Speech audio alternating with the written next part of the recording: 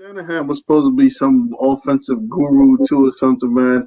I see you shaking your head already, man. What happened with Shanahan, man? You shaking your head? I think Coach Shanahan just was still off his high from when he won the Super Bowl with the Broncos. And you got to think Okay. about it. He had John Elway and Terrell Davis.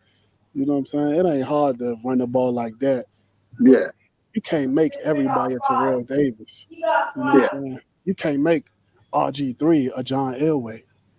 You know what yeah, I'm saying? Two different type of talents. yeah. And when I got there, you know what I'm saying? Like I said, everything was good. I was already messed up that they didn't want to, he was just in the way.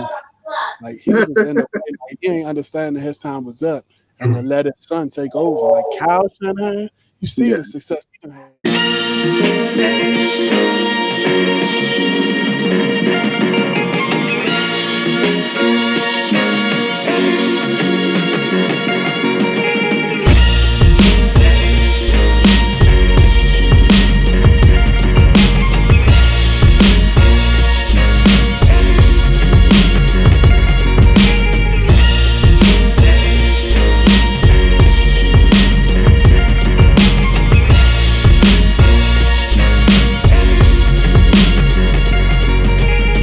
When you hear what I've got to say,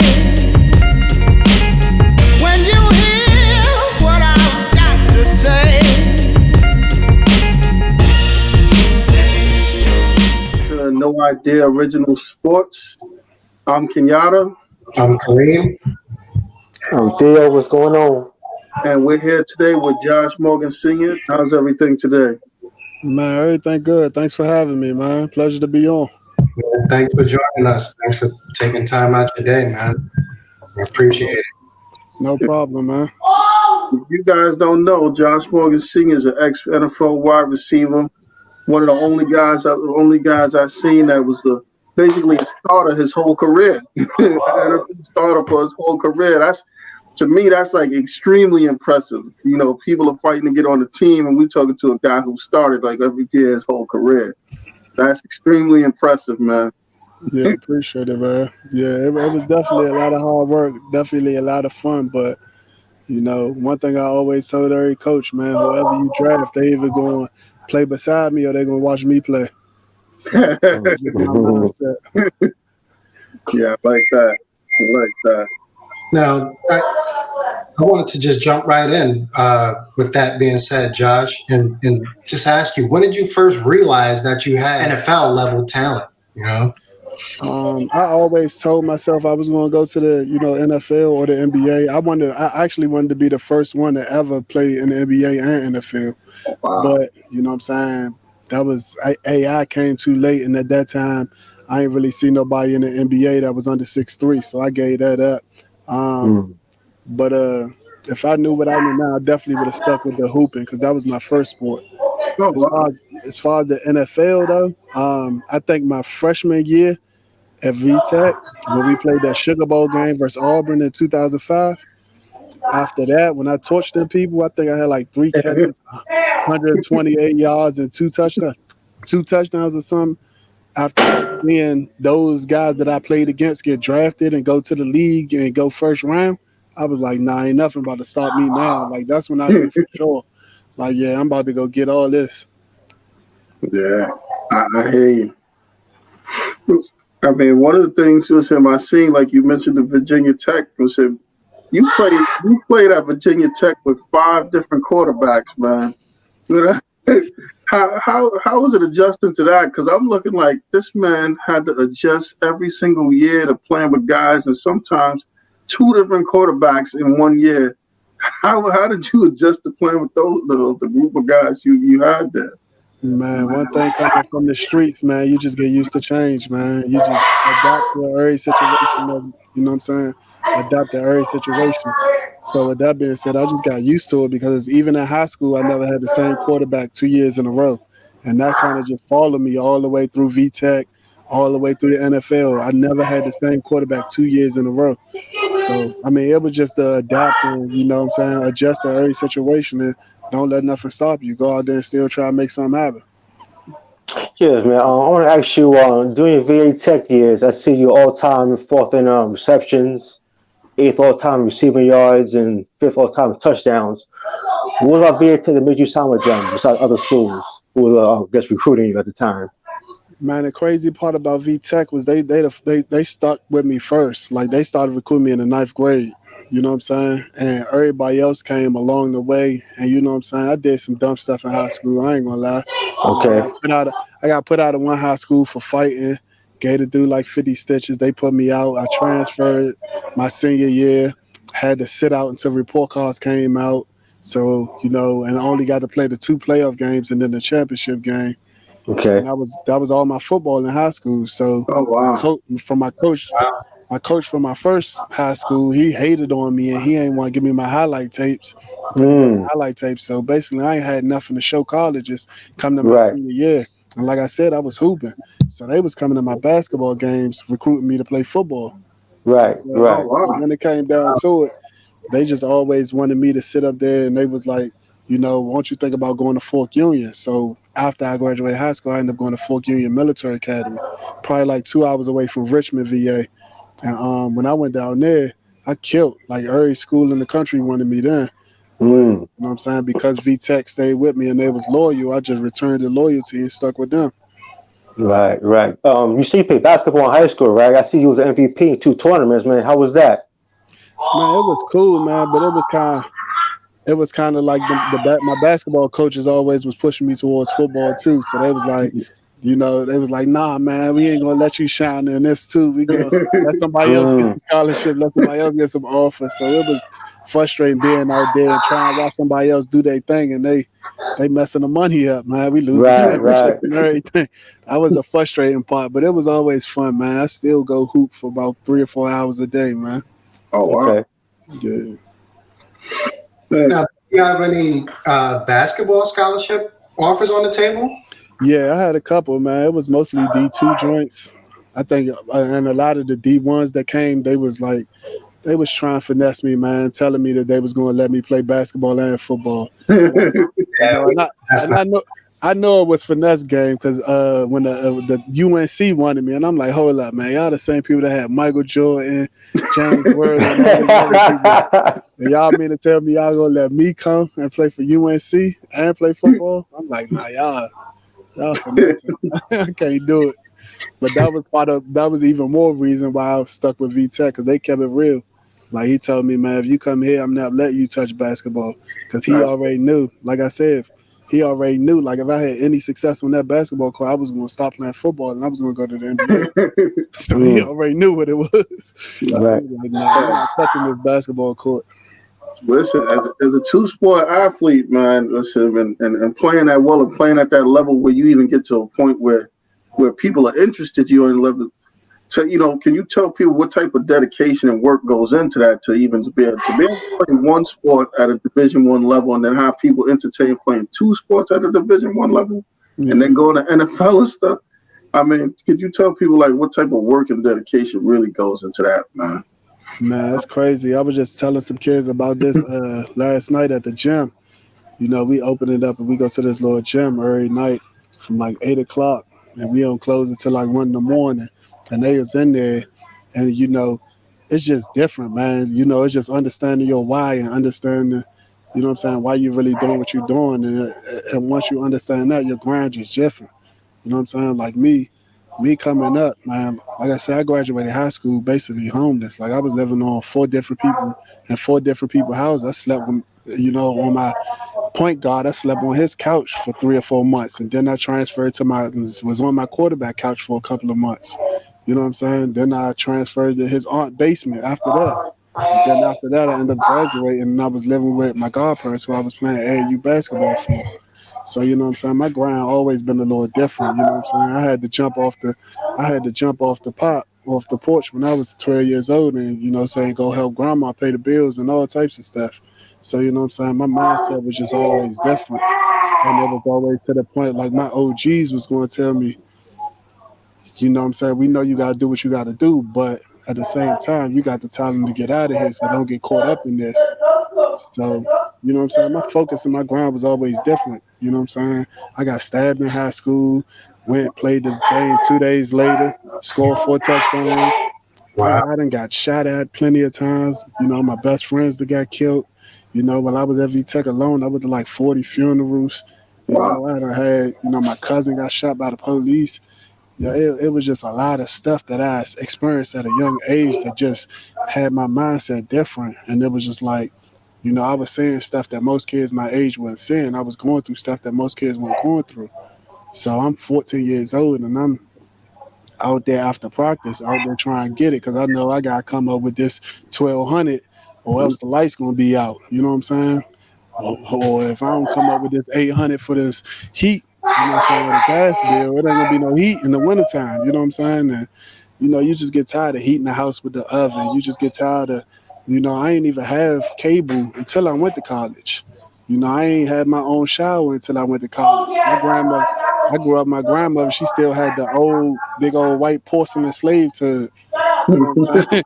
And I'm standing up, my big ass standing up in that joint trying to wash up and all this and that. You know what I'm saying? So I go to my friend's house and they got showers, they got cable, they got their own room, they got a bed. You know what I'm saying? I slept on a futon. I slept on a futon most of my high school career. You know what I'm saying? So I ain't even had my own bed till I went to college.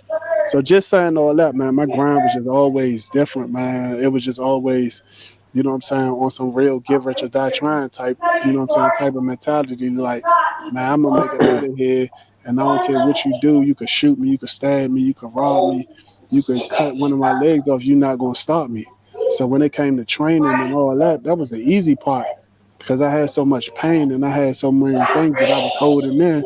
That was my escape. I thought I'd rather make my body feel that pain than be sitting around crying about my situation. You know what I'm saying? I'd rather make my body. And I made up this little quote where it was like, I make my sweat account for my tears, and then I turn my pain into passion and fight to overcome every obstacle before me. And once you got that mentality, man, ain't nothing gonna stop you, man. I saw too much too young. Yeah, agreed. And I think it's an even bigger testament to you having gone through all that to make it to the NFL. Yeah, it definitely. Because I always tell myself like, my grandmother cried so hard on my 18th birthday just because I made it to 18. So I know I wasn't supposed to be here. You know what I'm saying? So just, you know what I'm saying? Honestly, that's what made me even start getting in the church and believing in God and all that. Because I was just like, bro, saying the stuff I saw and going through what I went through, God was the only thing that made sense. Because everybody else getting shot at, they getting hit. Wow. I'm getting shot at, and I'm walking away untouched. You know what I'm saying? Everybody else getting stabbed, they out for a month, 6 weeks, or whatever. I get stabbed, I go play a game 3 days later. You know what I'm saying? It was just different. You grew up in Washington, D.C.? Yeah. Yeah, that's real, man. That's definitely real, man. Yeah.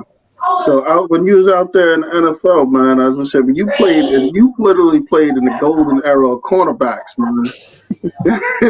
Yeah. Because it wasn't too many slouches you played against. Who would you say is the toughest corner that you faced? Man, I ain't gonna hold you, man. The toughest corner, and I give him his credit.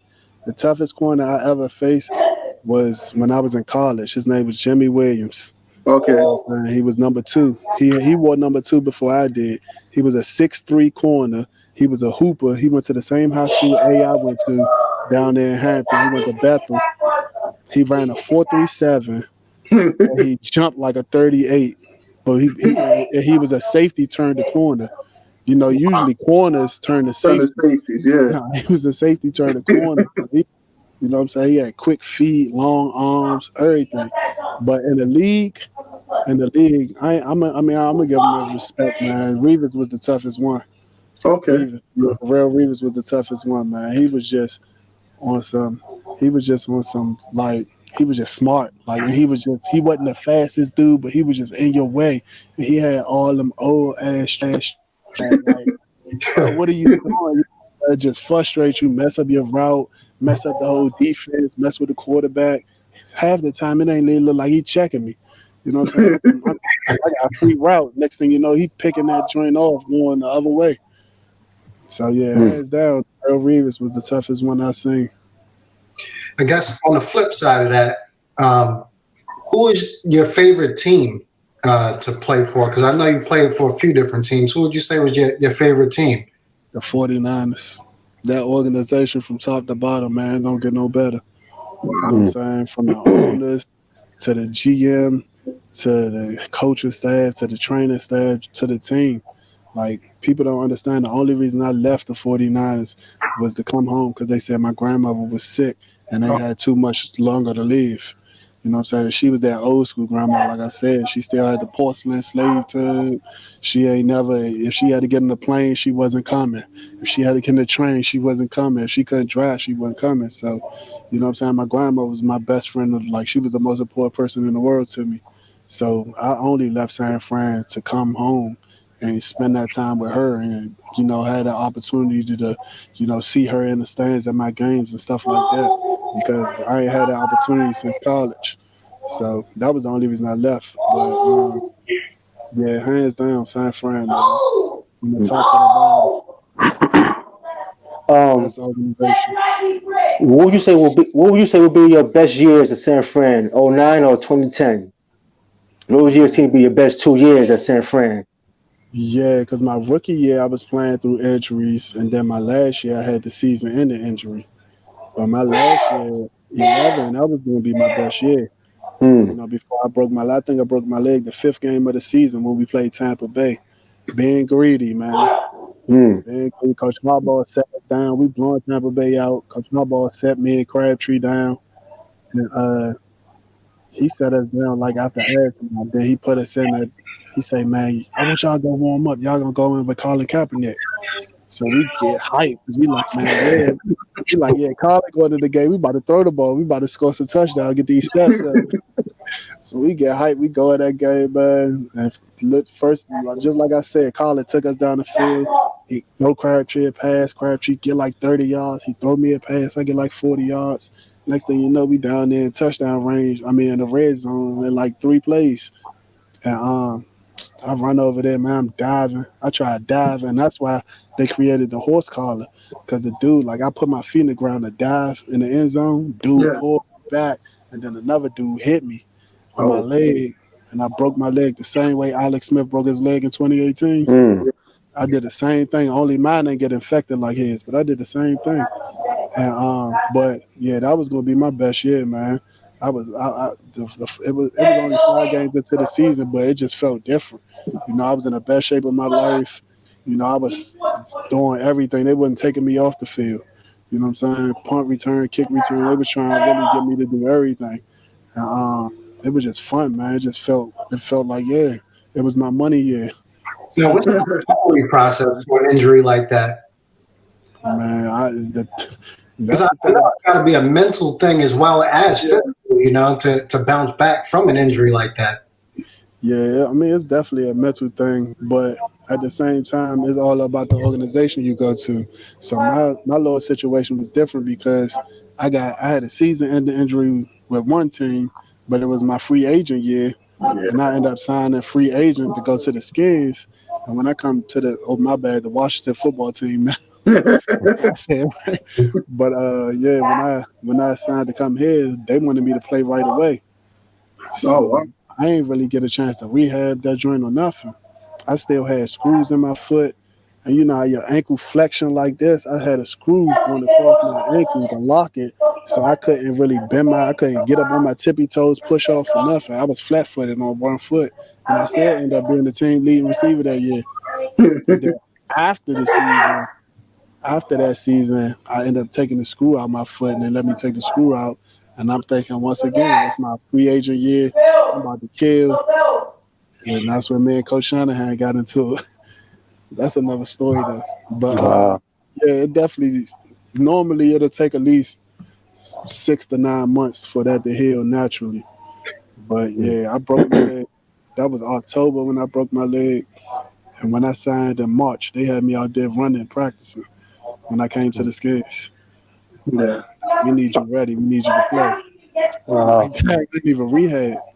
You know, I couldn't rehab with the 49ers because I signed with the Washington football team. So as soon as I came here, they were like, nah, we need you to play. Let's go. Man. Wow. So Who would you say? What offensive coordinator would you say brought out the best in you that you felt like pushed you to get the best out of you? Mike Motts when I was in San Fran. Okay. Mm. Mike Yeah, Motts he's was tough. yeah, the greatest show on turf. Yeah, creative. Motts, yeah, and we ran their offense too. You know what I'm saying? I had Isaac Bruce out there with me, teaching me everything, took me under his wing, teaching me everything. I had Jerry Rice on the sideline coaching me in practice and in the game. I was in heaven for real. I'm like, bro, I got two Hall of Famers. You know what I'm saying? You know what I'm saying? They really took me up under their wing. And I'm like, man, but yeah, Mike Mott's offense, man. And Mike Mott's pushed me to the limit every day. You know what I'm saying? He just kept saying, he was like, man, even Isaac was like, man, you got Torrey Holt talent. You know what I'm saying? You got great hands. You got Jerry Rice. Like, they was just, I ain't gonna say they was gassing me, but they just kept me going. You know what I'm saying? They just That's kept me good. and they knew the only thing I had to do was keep my mind right, like I said, because I saw too much. And I ain't bite my tongue. I never learned how to play that game. So I used to say some stuff to get me in trouble. So, so you played on the Washington football team. I mean, Shanahan was supposed to be some offensive guru too, or something, man. I see you shaking your head already, man. What happened with Shanahan, man? You shaking your head? I think Coach Shanahan just was still off his high from when he went to Super Bowl with the Broncos. We got to think Okay. about it. He had John Elway and Terrell Davis. You know what I'm saying? It ain't hard to run the ball like that. Yeah, But you can't make everybody a Terrell Davis. You know what yeah, I'm saying? You can't make RG3 a John Elway. You know yeah, what I'm saying? It's two different type of talents. yeah. And when I got there, you know what I'm saying? Like I said, everything was good. I was already messed up that they didn't want to, he was just in the way. Like he was just in the way. Like he ain't understanding his time was up and to let his son take over. Like Kyle Shanahan, you see Yeah, the success he done had everywhere he went.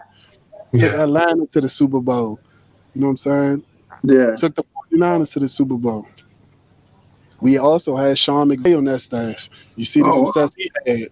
So it's yeah. like we got all these people, and 90% of our touchdowns was called by Sean McVay or Kyle Shanahan, but yet Mike wanted to get in the way and start, you know what I'm saying, calling that bull. And next thing you know, we go from up 17 to down 7, and it's like, hey, what happened? You know what I'm saying? Everybody like, oh, Mike calling the place. You know, just that type of situation, man. He should have been more like of a GM instead Okay. of really trying to be on the field running things, man. His time was up. His son, it was his son time to shine, and he, like I said, y'all see the success we had, man, with Kyle and with McVay. Josh, I want to ask you. In high school, you played 3 positions, right? Quarterback, receiver, and CB, right? Yeah, yep, Was why you chose wide receiver instead of the other 2 positions? man, because I was stupid. If I knew what I knew now, I definitely would have stayed at quarterback and No doubt. tried to be Michael Vick part 2. But Right, right. receiver just came natural to me, man. And it was Hmm. just I don't know. It was just the only way I could really use my athleticism without, you know what I'm saying? Because I played quarterback, and when I played quarterback, I ain't had nobody to throw to because I was the best receiver. You know Gotcha. what I'm saying? They just doubled my other receiver, and I'm out there running the ball the whole Mm, time. So I really like that situation. And right. when I got to B Tech, I was just like, I asked them, I was like, what we gonna do? And they was like, my whole highlight tape, I was killing that receiver. But I don't know. It was the only way I could really dominate the game without having the ball in my hand every play. Because Gotcha. I think at quarterback, like I said, I sometimes I got too much confidence in myself. So I was out there Willie beaming that thing sometimes. I'd be like, oh, the coach just calls the bull, man. We ain't about to run that. You know what I'm saying? Mm, It was just too political for me gotcha. to stay at At the quarterback. time. You Okay. know what I'm saying? And like I said, I wasn't polished or I wasn't ready for none of that. I couldn't play that politically correct game. You know what I'm saying? If Right. I ain't play, I'm like, nah, coach, you calling that bullshit. Like, Hmm. come on, man. We trying to win the game. You playing it, and not call Right. coaches out and not that type of stuff. And all coaches ain't like that. All coaches can't take that, especially the Caucasian coaches. They Mm, thinking they ain't used to an yeah, African American speaking their mind and basically like, nah, come on, let's go. Like you tripping. They ain't used to none of that. So basically, because I ain't want to shut up and get in line, I was like, nah, I'm not playing all that. I can play receiver and I can say whatever I want, and you still got to throw me the ball. Mm, gotcha. I wanted to ask you, what do you think of the controversy surrounding the Washington football team, the name? What do you think of the controversy surrounding it? Man, being from here, people have been complaining about that name for as long as I can remember. oh You wow, know, for as long as I can remember, people, and I'm talking about, I'm showing my age, but I was born in '85. You know what I'm saying? They back then they was arguing about the name, trying to get people to change the name and everything. So I just think it's long overdue. And I just think it's sad that, what I'm saying, Coach Snyder really, I mean, not Coach Snyder, but Dan Snyder really took his time, and Nike had to put the press on him and basically threaten his money to make him even want to think about changing the name. You know what I'm saying? That just show you like the different mindsets of organizations. Because if that was the 49ers or something like that, they probably would have been changed the name. All right, let's get moving. We try and win a championship. We try and win the Super Bowl. Coach Snyder worried about the money, and it took for them to threaten his money, just for him to be like, "Oh, all right, well, we not gonna call it. We gonna drop the Redskins now." After how many years they've been talking about this and protesting, and people outside of practice protesting, people outside of the games protesting because the Redskins this, the Redskins that. People been hated that name. So just being a Washingtonian, it's like, bro, you been tripping. Like you should have been did this. You know what I'm saying? Just like he being hard headed on moving the team back to DC. Like RFK Stadium sitting right there not doing nothing. Parking lots around there, everything around there, they building up. You want this money, go get that money. You know what I'm saying? Don't nobody want to keep Yeah. driving all the way to Ashburn, Virginia, 45 minutes an hour to FedEx Field, and y'all call it the Washington Redskins. Like, nah, they Maryland. That's Maryland. Nah, take them back to DC where they won the Mm-hmm. Super Bowl. Their history really at. Mm-hmm. Really. But I mean, the controversy always there, just like a lot of other stuff that's going on with the organization. But it just show you the mentality of the leadership, the people at the command. done a lot on the field, man, and I hear about the good things in community and stuff. Listen, just being with the kids and talking to them and stuff like that. What would you say is like your greatest accomplishments on and off the field? Um, Man, I think my greatest accomplishment on the field was honestly just being out there, like just running out that tunnel and really living out my dream. You know what I'm saying? Really seeing everything and all the work I put in and all the blood, sweat, and tears come to fruition. Like I think that's my biggest accomplishment. I mean, we won a couple of division titles and all that, but man, that don't really count if you don't win the Super Bowl. So you know what I'm saying? I never got caught up on no personal achievements. Like I always try to be a team guy. Um, I think off the field, I think my biggest accomplishment is every time I really see the work I put in with a kid, and you see that light go off. Like you see the light go off, and you see that switch turn, and then they turn around and they get it. Like you see them get it. I think that those are my biggest accomplishment. Every time I get a kid like that, and that happened, because that end up they end up texting me like it's people I ain't seen since '08 when I first got out San Fran that still reach out to me on social media or something to be like, man, I really thank you for this. What you said to me changed my life. Man, your story saved my life. You really impacted me and stuff like that. So I think that'd be my biggest accomplishment because that's the stuff that ain't gonna be on TV. That's the stuff they're not gonna put on the news or nothing like that. But it's really the stuff that stick with people. Like, what I'm saying? It's what that was '08. It's 2020, and people still sending me messages from stuff I did 10, 11 years ago. You know what I'm saying? So it's That's just like, good, man. I think that's my biggest accomplishment, like really making a difference in people's lives and really, you know what I'm saying, being a spark or, you know what I'm saying, sparking that brain. Like Tupac said, man, you could talk to as many people as you want, but if you're in a room full of people and you spark the brain of one person, then you did your job. So I think that's my biggest accomplishment off the field. Hey, I'm sorry. Hey, Joe, well, actually, your brother Daniel, how you doing? Your brother Daniel, I know you came a kidney recently. How's he doing, man, with the kidney surgery? Oh, man, he doing real good. Like, he Great doing to real hear, good. man. Great, great. This, Yeah, that That's great, dialysis man. him up, man. He had the dark patches and he was just looking real sick, man. Right. So, you know what I'm saying? As soon as he got that kidney, his skin started clearing up, coming back to life. He got all his energy back. He don't got put in them 4 hours, 3, 4 days a week in dialysis. He got two beautiful daughters that, you know, he could just go enjoy his life with, man. So, Great to hear, man. Beautiful That's thing. Great to great, hear. bro. yeah, man, that's great. appreciate it. Now, with CTE being obviously a big thing in the NFL, do you think there's like anything the league can do to make the game more safe? Now, at this point, honestly, and I know I'm not trying to be funny, but honestly, I don't. What more can you do, man? Because it's basically flag football now. You know, the game is safe as it's ever been. You know, I mean, some of the hits they throwing flags on was them hits that when I was growing up, it was, oh, you just seeing stars, man. Get up, shake it off, get back in there. You know what I'm saying? When I was coming out, I was getting ready for, you know what I'm saying, rest in peace, Sean Taylor. But I was getting ready for the Sean Taylors and the Steve Atwaters and all those safeties Yeah. and all those type of hits. Man, it ain't nothing going on out there now, man. Like flag football. So I think the NFL did a great job. They changed all the equipment, they changed the rules, and they changed the rules to a point that it's going to hurt people's pockets. Like them 15-yard penalties turning into $20,000 fines and stuff like that. You know what I'm saying? The second time you do it, the fine just go up, and the third time you do it, the fine go up. And that's how you really get these players' attention. Like you got Dan Snyder attention. You go mess with their money, and they're gonna act right, and they're gonna change up. They're gonna get in line.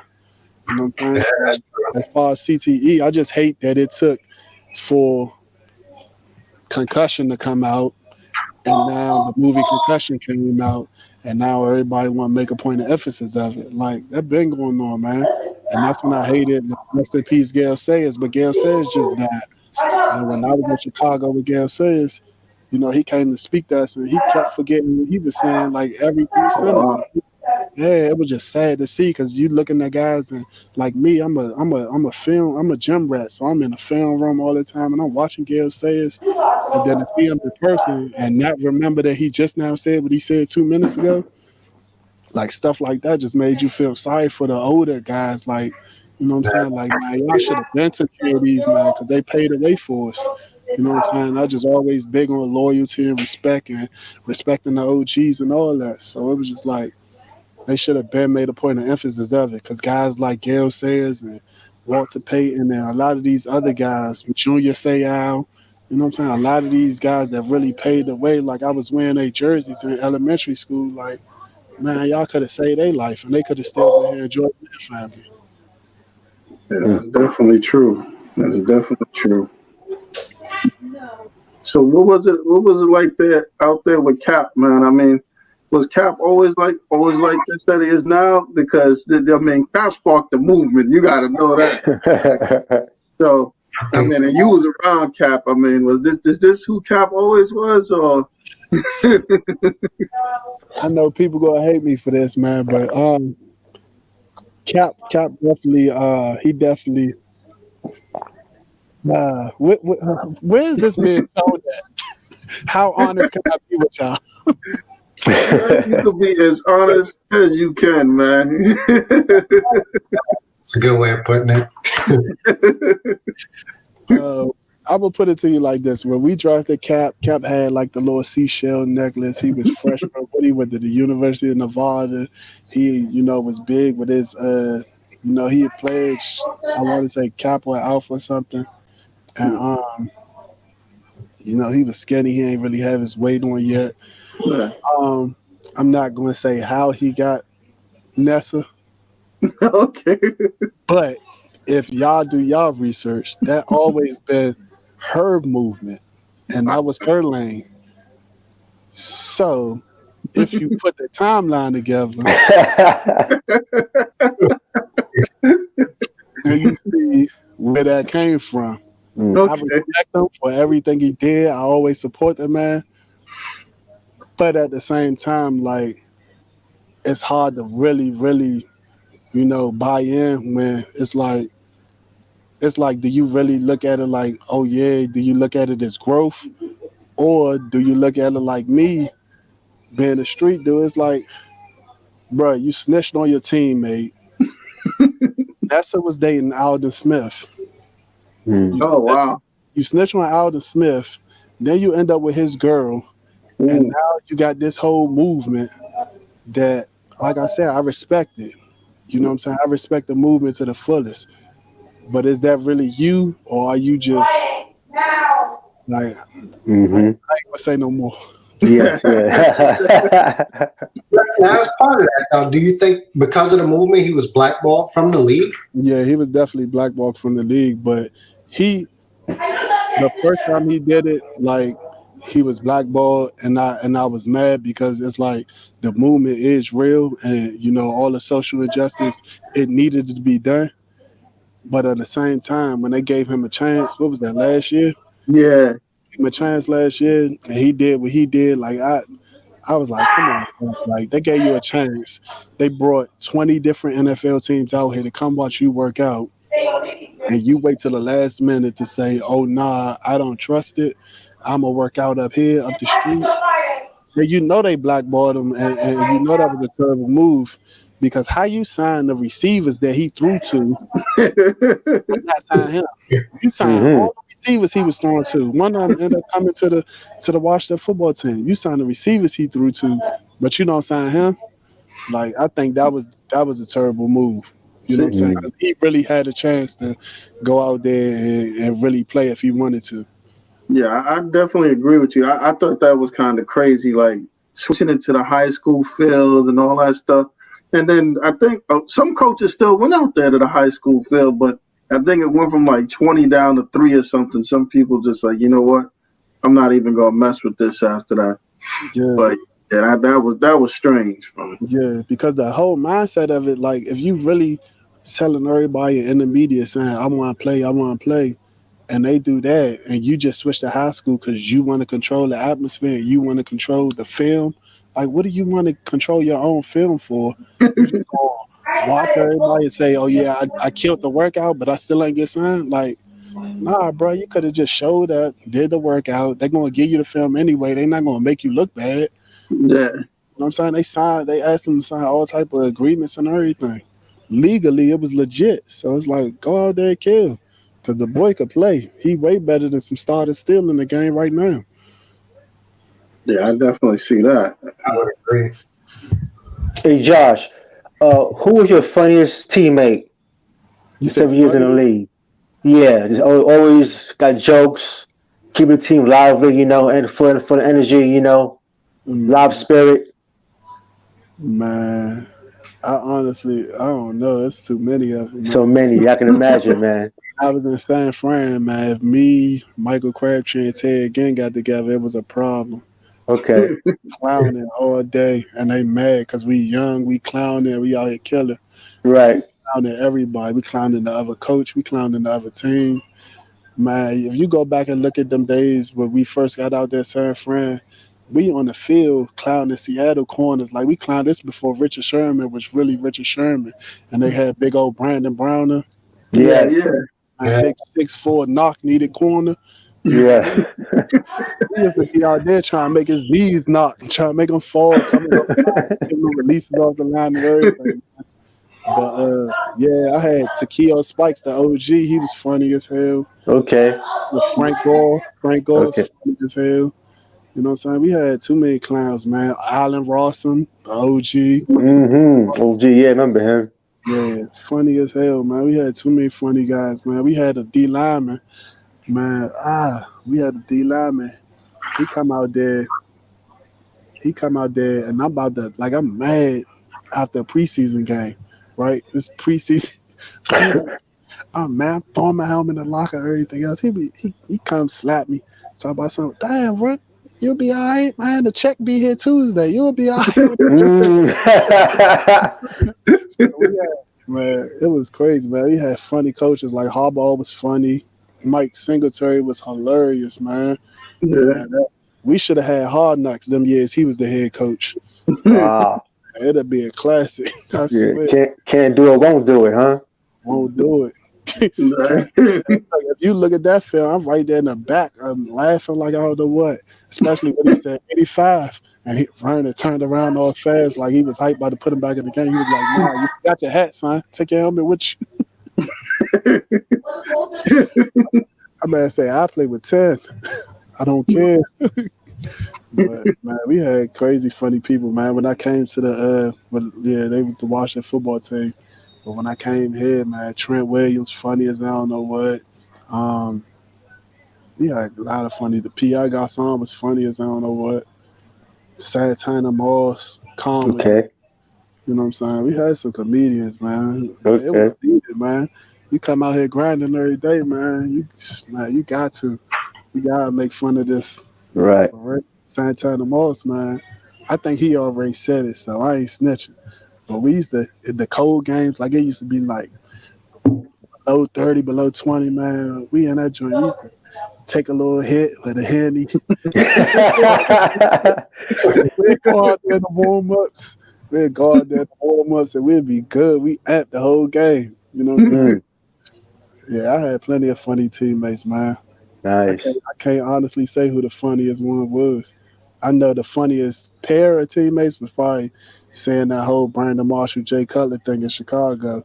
Like, I ain't never seen nothing like that. Ever.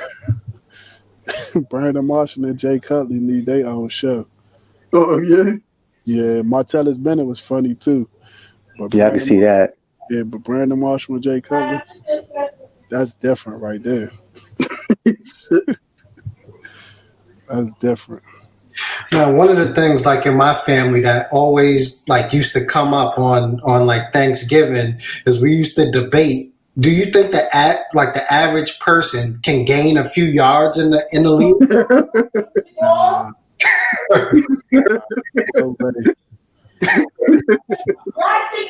No way. Not at all, man. The average person, man, nah. I don't even think the average person will make it back to the line of scrimmage, man. Wow. Girl, man, you gotta think, man. 300-pounders moving. They moving weight, they fast, they agile. And it happens so fast in the league. Like, that's what I think people take for granted.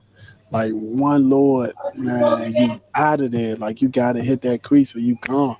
Because it's gonna close up so fast, man. Like, man, I swear. Yeah, nah. You know the average fan at home sit there watch TV, see it be like 3rd and 1 or 4th and 1, and you yelling at the TV like, damn, he ain't get to play. Like it's that easy to do or something. Pros versus Joes, man. Them backflipped up out of there. Real. I mean, you gotta think like this, and this happened in college when I was at VTech. I was always a bigger receiver, like 6'1", 220. You know what I'm saying? That's considered like a bigger. Yeah. And when I tell you this, man, Marcus Vick stared me down when we played Florida State. They in Tampa too. Marcus Vick playing quarterback. He stared me down on a slant. When I tell you Ernie Sims had a head start, I caught the ball for a 7-yard gain and ended up being a 2-yard loss. That's how hard. Wow. Biggest receiver in the team. So just imagine what an average person gonna do. They whole life messed up. Oh man. So since you retired, man, I seen that was something that you've been doing some training work and stuff like that, man. Tell me something about how that's going. Man, since I retired, I've been trying to do movies. I always been into acting, so I did like 4 movies, small roles. I'm working on a book, and hopefully my book can turn into a movie, and hopefully the movie get turned into a TV series. I'm still waiting on Tyler Perry to hit me back. So Oh, just nice. holler at me, man. Waiting on you. But man, yeah. Other than that, I always just been mentoring kids. I don't try to take on no more than like 50 kids because I really be trying to go to their schools, check on them, really try to be active in their life. Like if they need training, help them, really try to teach them the right way and be the person that I needed for myself growing up. You know what I'm saying? Really try to be something positive in their life. Go to all their games, support their games, get them tutors if they need tutors, get them counseling if they need counseling. You know what I'm saying? Just I really try to be everything I could possibly be for them kids. So I don't try to take on no more than like 50 kids. Um, and I've been working with them for at least three years now. So I've really been like that's what take up most of my time. I got a 6-year-old son, so I've been trying to raise him, and of course, God got jokes because he into everything I stopped doing in high school. Like he loved baseball. I ain't played baseball since high school. Into the BMX bikes and all that. I ain't did that since middle school. You know what I'm saying? He loved everything that I stopped doing and been stopped doing. But I'm really trying to raise him, full time father, trying to raise him and teach him the right way to, what I'm saying, live his life. Um, Outside of that, man, coaching football, Oh, wide real. receiver coach at Archbishop Curl right now. I wanted to go to college, but after I retired, I just got used to enjoying my family and spending that time with my family. So I was like, nah, that college coaches spend more time coaching than the NFL do. So, I just wanted my free time.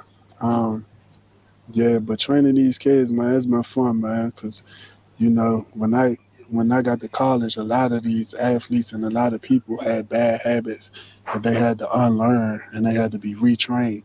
So I try to catch them like 6, 7, 8 years old, 9 years old, and teach them the right way to do it, so they don't have to unlearn no bad habits. Because you got a lot of coaches out here and they looking up stuff on YouTube and they taking what they see on YouTube and trying to do this and they put a bunch of cones out there and you got a bunch of robots out there like they on the cones and they just messing these kids up and then gassing them like, oh yeah, that's it, that's good. You know what I'm saying? Hyping them up and posting a video. The video get a bunch of likes and now the kid think they a 5-star athlete or something. And it's like, bro, you get out there one on one in front of all these college coaches and you get locked up. Like, what are you really doing? Yeah, So I really try to take that part out of it because that's more demoralizing to a kid than, what I'm saying, me actually doing what I'm doing. Make you work for real. You know what I'm saying? Make you grind for real. Teach you the right hmm way to do it. You know what I'm saying? The best way to do it, get out there and bump. You know what I'm saying? You get out there, go one on one. Run this versus this. Press them every play. You know what I'm saying? That's the only way you're going to get better. Really go out there and keep doing it. Repetition is the father of learning. So, you know what I'm saying? The more you do it, the more it's going to become second nature. You know what I'm saying? So, I mean, it's just how it is. When I was coming out of high school, they was driving me all the way to the Redskins facility, and I had to go bump against, Daryl Green, Sean Springs, and all them guys. I'm in high nice. school. You know what I'm saying? It's just like, what you want to duck this record? You really want to go to the next level? That's good. So that's how we try to set it up and always do it. Really try to make these kids not only, transform their lives, but transform their minds too. Because a lot of these kids, like me, man, a lot of these kids gotta grow up fast or real fast. So really try to help them through all every situation. Does the league like prepare the players for life after football, or provide any like support or anything like that, or is They, it just basically when you're done, you're done? Mm. you got they doing a better job of that. You know what I'm saying? That's more so like the NFLPA, which is full of former players that Okay. got the short end of the stick as far pause, but got the, oh, you done, who are you, where are you, I don't know you, you know what I'm saying? So those players, you know what I'm saying, are a lot of the players that's in the NFLPA that's doing a great job of just reaching out to former players, inviting you out. They putting together all types of different programs. So, you know what I'm saying, y'all good. Like as far as the CTE you mentioned, like they got programs where you could fly to the facility and go see some of the best doctors in the world when you down there for 2 days, and they making sure your brain's straight. They testing you physically. They just really making sure you good. So, and they got a lot of programs that, as far as getting you jobs, like they got this program called the Bridge of Success where you could go down there and they got all these companies that come and basically you could link with whoever, get a job if you hurting. You know what I'm saying? They doing a much better job of it. But when I first got in the league, I ain't gonna lie, it was like, boy, you better get your money while you can, because when you done, you done. Oh wow. They doing a way better job of it now. And like I said, it's just because a lot of former players running these companies and running the NFLPA. D. Maurice Smith and all those guys, they doing an amazing job now. Oh, that's great. Hey, Josh, I want to ask you, man, during your time playing, before the game started, who you had in your ear? Was it like a R&B artist or hip hop artist? Hip hop. Hip hop, yeah. Yeah, it was always hip hop, man. I'm a Jay-Z man, so it was Okay. it was always Hove, man. I feel like Hove told my life story, man. Only he was from New York and I was from DC. hmm He had Beyonce. I was looking for my Beyonce. He had a lot more money than me. Right. I feel like he told my life story, man, from Reasonable Doubt all the way to 444. You know what I'm saying? I feel Mm. like he told my life story. You know what I'm saying? So Okay. it was always Hove. It was a splash of other people here and there, but it was Hove, it was Biggie, it was Pop, it was old Wayne, it was it was all types Yeah, of. you naming legends, bro. Definitely naming Yeah. legends, man. I don't never try to listen to no BS, man. Yeah, I hear you. Game time, I gotta go, and that's all. Right. All I'm hearing. I'm uh, listening to every play. I'm singing a song because that's how I hmm study. You know what I'm saying? I'm studying with the music on, and I always work well in chaos. So I had to have the music blasting, the TV had to be on, everything, and I'm studying my playbook. So what I'm saying? I'm singing songs, remembering plays, and the more you watch film, man, you go out there and it's second nature. And Gotcha. they had me mic'd up one game and I wasn't even talking shit. I was just out there singing, rapping the whole hmm game. every catch I got a lyric for you. You know what I'm saying? It was just stuff like that. Like music saved my life, man. So yeah, it's all types of music, but as far as playing, I'm hip hop. I wanted to ask you, how are you making out in this pandemic? Man, this pandemic came at the perfect time for me because I had knee surgery in February. Then I did the kidney transplant in March. So, I mean, it came for the perfect time for me. I was in there healing up, resting, what I'm saying, get my body back right, so pandemic been cool for me. And like I said, as far as the sports and everything else, I still been able to connect with the kids, make sure they straight. People still out here training, people still out here playing games, playing basketball. There's still gyms open, still football games going on. So, the only thing changed as far as is the going to the college games, taking the kids to the college games, so they could get that experience. That's probably the only thing that changed. But yeah, as far as everything else, I'm good. Put my money up. I'm good. Good, man. Good.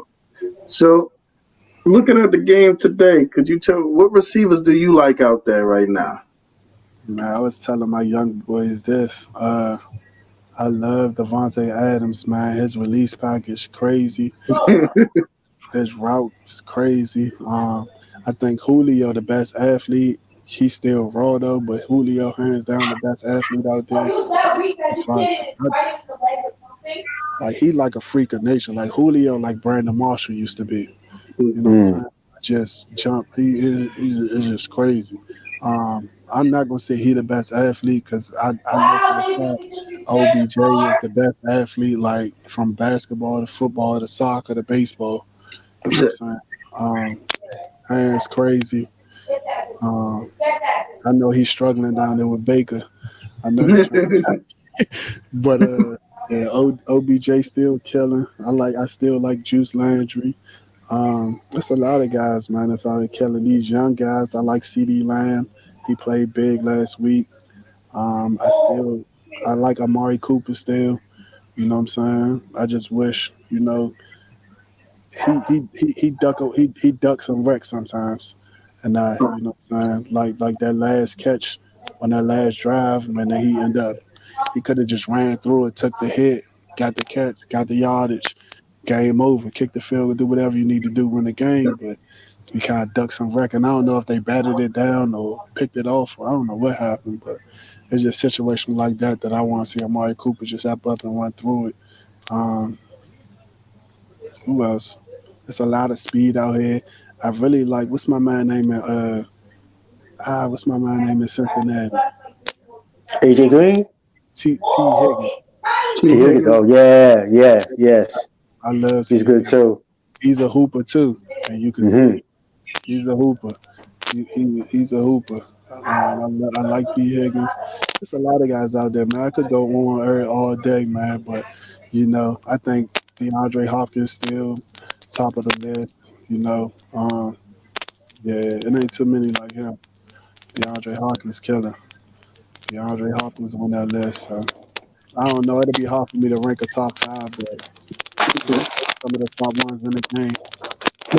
It's still early in the season, but do you have a champion already? Do you have any idea? Early predictions?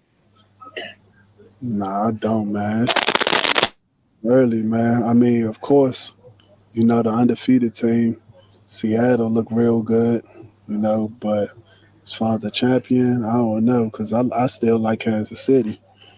Like, they lost last week, yeah, but you look at that loss, man, that was just a couple miscommunications, you know what I'm saying? Couple bad reads, stuff like that. But at the end of the day, man, I think go back, especially now with that Le'Veon. Yeah, And that was a big pickup, right? it would be a problem. Huge. So when you listen, when you look at it, I listen to the way you talk about the game. It's pretty cool, like how you can watch the game. Like as an average fan, we'll watch the game, and we won't see what you just now said, like a couple of miscommunications, a couple of misreads, and stuff like that. When you watch the game, whatever, you ever put yourself in the game sometime and think you would have did something differently or something when you watch these guys play? Yeah, I do that all the time. It's a real bad habit because while I'm on that, I end up catching myself sounding like that somebody like cussing out the TV. But I think I more so do it like from a coach's point of view, and I'd be like, "Man, you better than that. You could have made that play. Like, come on, man. All you got to do is do this and then run through them, and do it like that." But I think when I watch the game now, I pay more attention to the chess match between coaches, try and get that middle of the field because the safety keep overplaying to the left side and stuff like that. I just watch all the lower tendencies, like, oh, why you keep running it to the right? You keep running to the right because Bosa on the left, y'all doubling him, so we run it to the right. This they sixth round pick, and he ain't nowhere near nothing that Bosa got. So yeah, we just gonna keep running and lead on this slow linebacker that's getting out of his coverage too slow. You know what I'm saying? So I just watch all the lower tendencies like that now and just really watch the whole chess match between the coaches because I think that's what make the game fun for me now, as well as continue to see guys that I know go out there and do good and put on the show. So, from looking at it from that coach's perspective, listen, do you see yourself doing that someday, coaching one of those games? I would love to coach a game, man. But it's hard for us, man. Ain't too many of us out there coaching. Yeah. That's true. Unfortunately, right? Yeah, we the majority of the players, but we can't get the coaching job. Yeah, that's always the case. But hopefully one day, man, I get that Hove money. I'm a definitely try to own my team, man, coach my team. Hopefully. Do you think there's any particular reason? It seems like to me anyway that injuries are up this season. Do you think there's a reason for that? No preseason, no training camp.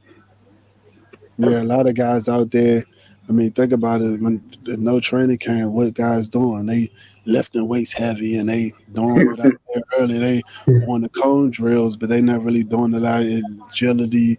You know, they taking care of their body, but they not really doing what's needed to be done to stay healthy during the season.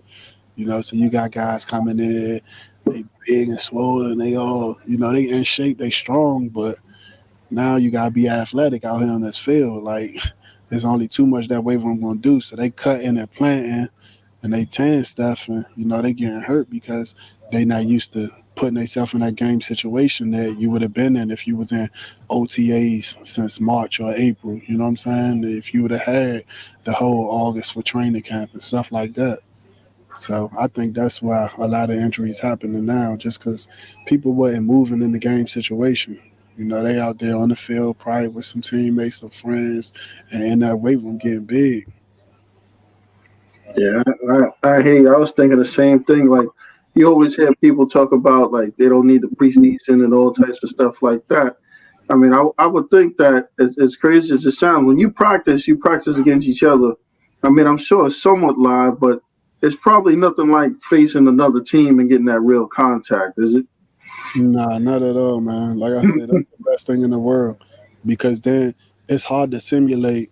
Oh, you actually blocking somebody, you know what I'm saying, pushing them up out of there, or actually tackling somebody, or actually running your route and getting pulled on, and your body still, you know what I'm saying? That's the bet. You can't simulate that. So when you're actually doing that, doing all the stuff in the game, you good because your body used to it. It's muscle memory. Muscle memory going to take over. But when Yeah, you're not doing it on the flip side and you're in the weight room all day and you on the field by yourself, not getting touched, not doing nothing for real, then once you finally do it, your body like, oh, what the hell going on? And then it's a snap here or a pull here and you injured.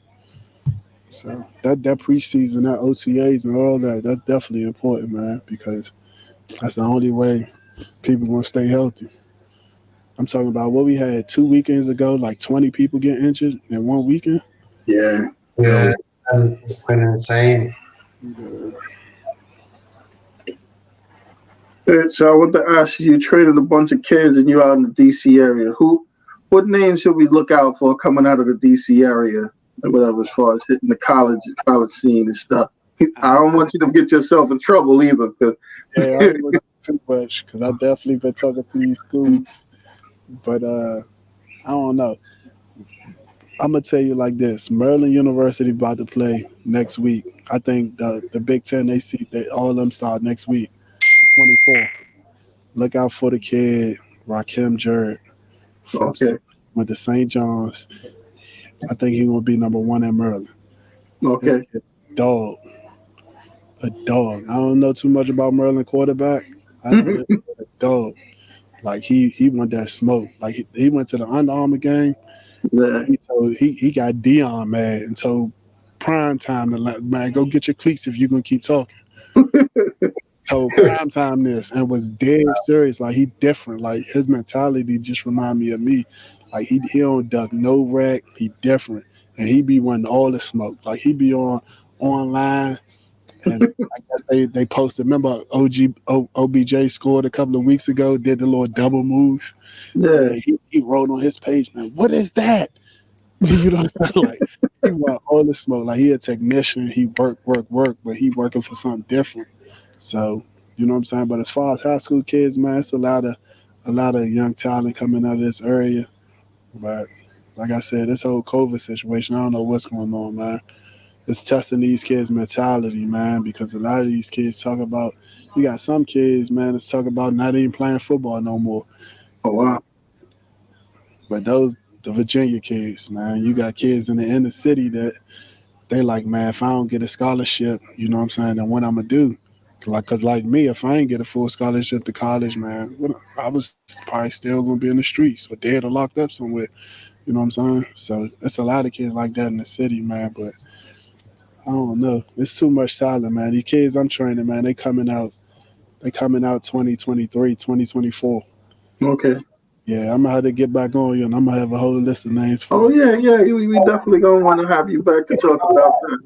Yeah, no doubt. Yeah, we definitely want to talk about that. I just got one more question. What's next for Josh Morgan? Man, what's next for me? Honestly, man, my main goal and my biggest dream right now is to just watch my son's dreams come true. You know what I'm saying? Watch him make all his dreams come true and live his dreams out. Outside of that, uh, hopefully, I continue to get bigger roles in this acting thing, man, so I can really pursue that. And, get this book out. Get this book out because I really think it's going to help a lot of kids. I think it's going to help a lot of kids from the elementary school, middle school, college, and a lot of the young people in the NFL. You know what I'm saying? Because, like I said, it's not too much I haven't been through. You know what I'm saying? So I could kind of relate to almost any and everybody. Um, Other than that, man, hopefully, man, you see me on the Forbes like Hove one day, man. We looking forward to that. Chris, Kareem, you got anything else, or Theo? That. Hey, listen, man, wish you the best, man. You know what I'm saying? I'm glad you're doing positive things in your life with the family. Your brother's doing great, man. And from us, man, I say, man, best wishes, man. Keep striving and be the best you could be. Thanks, man. Yeah, Appreciate it. definitely, man. Definitely, man. That's a great thing you did, man. It's definitely a great thing. Appreciate it, man. Yeah, I just wanted to say I appreciate you taking the time out to speak with us, and definitely well Yes. wishes to your brother, man. Oh yeah, appreciate it, man. Yeah, he definitely doing good, man. Like I said, I always felt like I was a sacrificial lamb for the family anyway, so it was a no brainer for me. But I Mm. appreciate all y'all, man.